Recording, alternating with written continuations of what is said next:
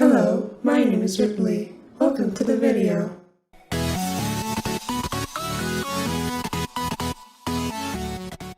What's up, schmucks? I hope you're well. So today's review is going to be a bit different. I have a lot to say on this movie, and I do not want to waste a lot of my time overly editing this review, so I've decided to take a different approach. I have notes, and what I'm going to do is I'm just going to turn my mic on and talk. The video itself will be rather low effort, as I want to get this out as soon as I can. So what we're really aiming for here is quantity of words over quality of an edit, if you know what I mean, and I hope you can understand. Anyway, I have a podcast, it's fun, you'd probably like it, links are down below. Alright, let's talk about Batman.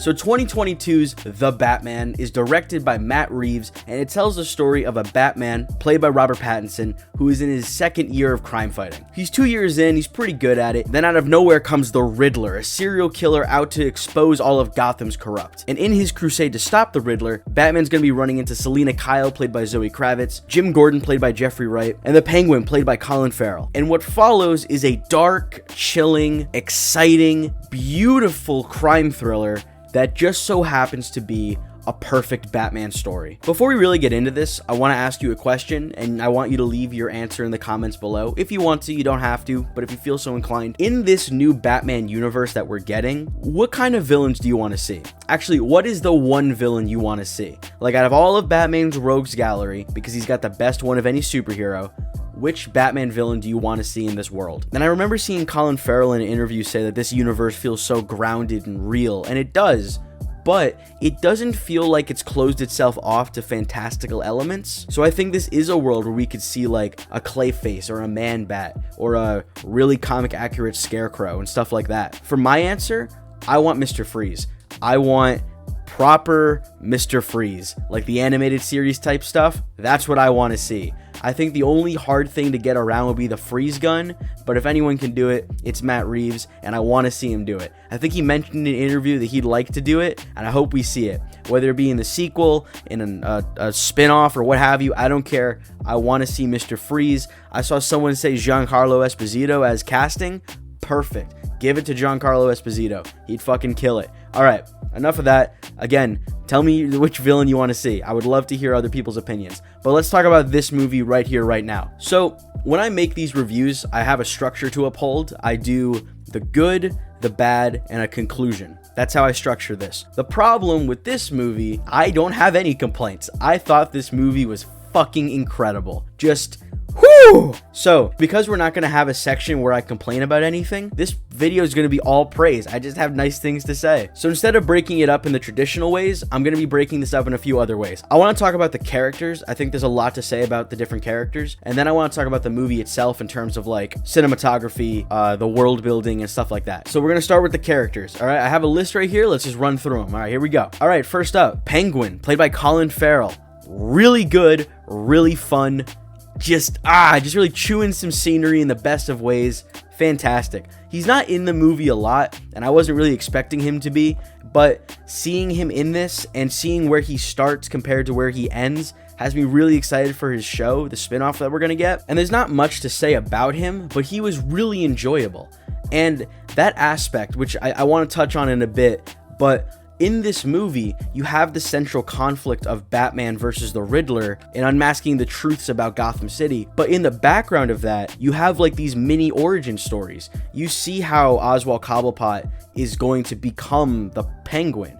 You see how Selina Kyle is going to become Catwoman. You see how Jim Gordon is going to work through the ranks and become Commissioner Gordon, you know? This wasn't like a Batman origin story, but it felt like a Batman story, and there's pieces of other characters' origins within it, and I thought that was really cool. Just being able to see origins for side characters opposed to just the main character, we don't really get a lot of that, and I thought that was really brilliant. But speaking of Jim Gordon, Jeffrey Wright, phenomenal. Genuinely, I thought he was excellent, and he had really big shoes to fill because Gary Oldman fucking killed this role, and I thought Jeffrey Wright was phenomenal. I really did. This is also a very different Batman Jim Gordon dynamic than what we've seen. They're actually partners in this. They're working together. They're going after the Riddler. They're chasing clues. They're going after leads. Gordon's backing Batman up when all the other cops in the GCPD are doubting him. And it was wicked cool. And his chemistry with Robert Pattinson, excellent. Really great. They have some really good moments between them. All right, next up we got Alfred, played by Andy Serkis. We've had some really good Alfreds over the years. Obviously, Michael Caine, phenomenal, excellent, really, truly. And I don't think he gets the praise that he deserves, but I think Jeremy Irons was a fantastic Alfred, genuinely. I brought it up a couple times in my Batman vs. Superman review, but I really liked Jeremy Irons. And this Alfred feels very different because the Jeremy Irons Alfred, and Michael Caine to an extent, but the Jeremy Irons one was really sassy. You know, he was quipping back and forth with Bruce Wayne. You know, Bruce Wayne would say some dumb shit, and Alfred would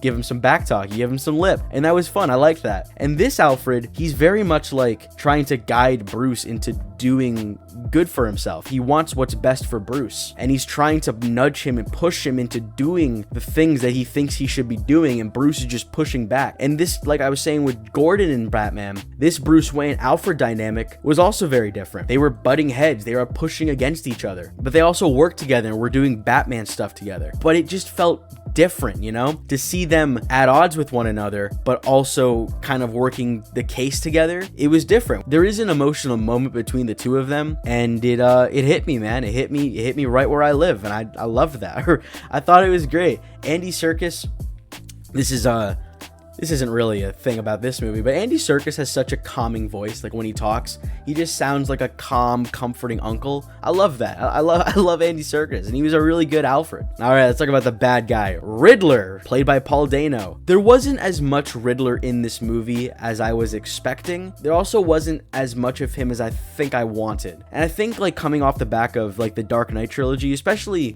The Dark Knight and The Dark Knight Rises, where the antagonists of those movies are very much like in the forefront. There's a lot of Joker in The Dark Knight. There's a lot of Bane in The Dark Knight Rises. And coming into this one, I don't want to say I was expecting that, but I was kind of like, I was ready. I was like, all right, cool. The Riddler, a cool serial killer, Zodiac killer type vibe with the Riddler. Let's see it. And you do see it. You do see it. I don't want to say you don't see it, you do. But I don't know. I think I was just expecting a bit more. But that said, Paul Dano, very good. That said, Paul Dano was very good. This movie opens with a sequence that kind of introduces you to the Riddler, and it was straight out of a horror movie. There's a couple sequences involving the Riddler in this movie that feel like they could have come out of a horror movie, and they're done very well. And I don't want to talk spoilers, I don't want to get into it, but there is a scene between Batman and the Riddler, and you see a bit of it in the trailer, and that's when you really get the full extent of Paul Dano's performance. And God, just chilling, just creepy and unnerving. Very good. But like I was saying, I don't know, I think I just wanted more of him, which isn't really a criticism that the movie left me wanting more, but that is to say that I think if we're gonna compare Paul Dano's Riddler to other Batman villains we've got, he's not the strongest candidate, if you know what I mean. He's not Heath Ledger's Joker or anything like that, but very good performance and a really interesting take on the Riddler. I did really like it. Next up, Selina Kyle. She's not really Catwoman. I'll probably just call her Catwoman for the sake of simplicity, but in this, she's pretty much just Selina Kyle. She's not Catwoman yet. She's just Selina Kyle, but Zoe Kravitz, very good. Her chemistry with Robert Pattinson, fantastic. And I also found Selina Kyle to be such an interesting character in this, in terms of like what motivates her, what she wants, what she's pushing for, all of it very interesting. She's not just a cat burglar. There's more to her. There's more nuance to her, and you learn things about her past and what shaped her into the person she is, and it's all done with some really great dialogue. And the way she interacts with Batman, their chemistry it really clicked for me. I really bought that these were two people that looked at each other and went, we're the same, and I find that incredibly attractive about you. And they both sold it so well. All right. Let's talk about him. Let's talk about the man himself. Robert Pattinson is the Batman. He is through and through our best Batman. I want to harp on this because there's a lot to say. All right, let's do it. First up, Robert Pattinson fucking killed it. He was a great Batman. He's a great Bruce Wayne. I didn't see Robert Pattinson in this movie. Was he even in it? I don't know. I saw Bruce Wayne and I saw Batman. Didn't see Robert Pattinson though. Just everything. The voice. The voice. Let's talk about that voice. perfect. It didn't sound like he was trying too hard. It just sounded natural. It sounded like Batman. Matt Reeves gets it, dude. He gets it. Not a spoiler. I'm not going to talk spoilers, but there's a sequence in this movie where you see how Gotham reacts to the mere thought of the Batman, and it is a brilliant, genius sequence. It's not very long, probably just like maybe 2 minutes, but in that 2 minutes of time, you perfectly understand the relationship this version of Batman has with Gotham City. And you see just the absolute fear that the mere idea of Batman strikes in the hearts of criminals. Do you remember the line in Arkham Origins where Batman's like yelling at Alfred, and he at one point in his little speech he says like, "I'm the reason the criminals breathe easier when the sun rises." That's the Batman we got in this movie, and I loved it. I had my hands in a praying position on my mouth, just trying not to cry, because it felt to me like someone finally understood Batman. I love Batman. I love Batman so much. I know I talk about my favorite characters a lot on this channel, and I go on about Spider-Man and Nathan Drake and Godzilla and whoever else, but if there was one that I've loved my entire life through the animations, the comics, the movies, everything, it's Batman. And this movie felt like a love letter to me and fans around the world. It felt like someone looking us in the eye and saying, I understand this character that means so much to you, and I'm gonna bring them to life in ways that you could only have dreamed of. That's what this movie felt like. Uncharted felt like a kick in the teeth because I was a fan. This movie felt like a kiss on the cheek because I was a fan. And the thing I really enjoyed about this version of Batman is that this wasn't like his first year. This wasn't like his first few nights on the job. He's been at this for 2 years, and it shows. He's got a plethora of gadgets. He's good at fighting. He knows what he's doing. He's got a good rapport with Jim Gordon. And that suit, it's beautiful. And this Batman, he's so much more than just a crime fighter. I don't remember what video it is, but I made the mention that Batman is so much more than just a simple crime fighter, but none of the movies portray him that way. The Dark Knight tried, didn't succeed in my opinion. This movie does have Batman fighting crime. There's a lot of Batman beating the shit out of people in this movie. If that's what you want, you're gonna get it. But there's so much more to him, and that's how it should be. Batman is a crime fighter, but he's also a detective, the world's greatest detective, and this movie shows that. Batman shows up on crime scenes, he looks for clues, he knows what he's doing, he's a detective. We hadn't seen that before. It's very much in this movie. I loved that. Batman is also, are you ready for this one, guys? Because the movies would have you believe otherwise. Batman's actually a superhero, a hero. He saves people. How many times do you see him save people in the movies? It's not to say he never has. He does. There's that scene in Batman v Superman, he saves that little girl, and he saves people in The Dark Knight, but you don't really see a lot of it, you know? You really just see, oh, it's Batman. Oh, he's beating that guy and putting him in the hospital. But you don't see a lot of Batman, like, carrying people to safety, leading people to safety. You see that in this movie. Batman is saving people. He's being a hero. He's being the hero that Gotham needs. And that is Batman. That is pure Batman. This isn't a spoiler. It's in the trailer, but there is a shot in this movie where you see Batman with a light source leading people, and it's gorgeous. It's a beautiful shot, and it symbolizes the fact that this is a hero. This is Gotham's hero, and he is leading the people of Gotham out of the darkness into the light, into a brighter tomorrow. It is a beautiful shot, and it perfectly encapsulates what Batman is, and it perfectly encapsulates what this Batman is. There might be more that I want to say about this version of Batman, and if there is, I will get to it at another time. Once this movie is out on Blu-ray, bro, in-depth analysis, full-fledged in-depth review, absolutely. There's so much to unpack in this movie. I gotta go see it again. I want to see this movie as many times as I possibly can. I thought this was a masterpiece. But yeah, okay, that's on the characters. Let's talk about the other stuff going on in this movie. I debated on putting this in the character section, but I think I'll just give it its own. Let's talk about Gotham. Gotham in this movie felt and looked like Gotham. It looked like Gotham City ripped right out of the comic book. In the Dark Knight trilogy, Gotham never felt like Gotham to me. It just kind of felt like a city. It was a backdrop. It was just the place this story was taking place, which is fine. It could have been Chicago and you wouldn't have known, you know what I mean? Joker, and a lot of people praise this about Joker, that Gotham felt like Gotham.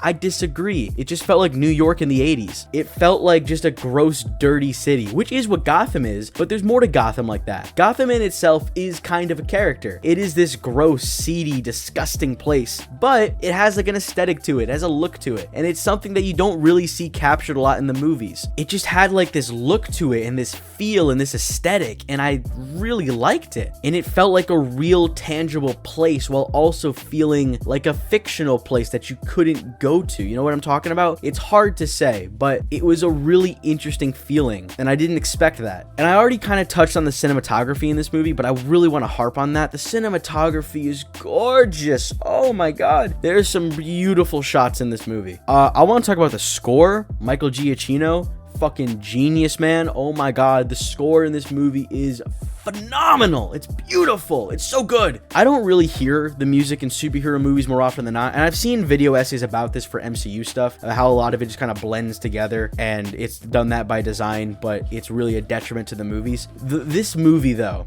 the score, whew, it's something else, man. It's an experience. When I got home from the movie, put my headphones in, lied on my bed, listened to the soundtrack. It's beautiful. It really is. Michael Giacchino is just fucking knocking it out of the park. I think his music for the Spider-Man movies, also phenomenal, truly. And he killed it with this. And there's an aspect of this movie that I don't know if people are really gonna touch on, but I think it's something that absolutely needs to be discussed, and it's the sound design. And it's not just the sound design in like that of the way guns sound and the way people getting punched in the face sounds and stuff like that. The thing that really struck me about the sound design is there are moments in this movie where Batman walks out of the shadows and approaches people, and the sound design for these sequences is just awesome. You hear the clanking of his suit. You hear the boots on the ground. It almost sounds like spurs on the back of like cowboy boots kind of thing. It's the clanking and the heft and the weight of his armor, and him just approaching these criminals, these people, just in a menacing way, almost like he's a monster in the shadows. And it's terrifying, and it's Batman. That is pure Batman. Batman should represent fear, and in this movie, if you were on the wrong side of Batman, you were going to be afraid of him, and it came through in the sound design, the score, the cinematography. It was beautiful. It's in the trailer, but that shot of Batman walking up to the Penguin when the Penguin's upside down, that POV shot, phenomenal, excellent. And you really get the feeling of fear the Penguin's feeling, like, holy shit, it's awesome. This movie is not really one you can spoil. This kind of goes the way you think it'll go, and that's not to the movie's detriment. It's a Batman movie. But there is one scene in this movie that I would consider to be the big spoiler of the movie. And to my friend Brandon, who I went and saw this with, we went and saw this on Tuesday night at an early fan event. Very exciting, and to see it in IMAX with a group of people, really fun, great energy. But this one scene, and I want this to be a public apology, I freaked out. I got very excited over this one scene. I happened to grab him and punch him multiple times in the arm, very hard, out of my sheer excitement. So Brandon, if you are watching, I am very sorry. But that is The Batman. The Batman is cinema. It is a film made by people who know what they're doing. It is both a love letter to the fans and an invitation to see where this new, beautiful vision of Batman can go. While the entire cast truly is spectacular, Robert Pattinson just steals the show in every possible way. Something I didn't mention in the Batman part that I want to mention here, the protagonist of this movie is Batman, not Bruce Wayne, Batman. He's in the suit for about 90% of the movie, and I loved that. It's a Batman movie, you know? That was crazy cool. I loved that. It is a movie made by people who know Batman and wanted to show a Batman story done properly. This is a Batman that doesn't use guns, he doesn't kill anyone, he has his set rules, the movie doesn't harp on it, and it leads with the fact that that is just bog standard Batman. And that's such a simple thing, but I truly, really loved that. The movie looks beautiful, it sounds beautiful, it is beautiful. This is a movie that you need to experience in the theaters, especially if you're a Batman fan. I have been a fan of Batman almost my entire life. As soon as I saw Batman the Animated Series, I knew I wanted to read the comic books, and I did, and I've been a fan since. And this movie just felt like Matt Reeves just taking me by the hand and leading me into this bright future of Batman stories that he's going to tell. I'm rambling here. Half of this has to get cut out now, but my God, was this movie good? And I think that's it. Is this anything? Was this coherent? I don't know. I'm looking at my recording. I've been recording for about a half hour. I don't know how much of this is actually going to stay in the video. Fucking hell. But anyway, thank you for watching or listening more. This was more of like a podcast type thing because I'm not going to be editing most of this. But again, thank you so much for watching and have a fantastic day.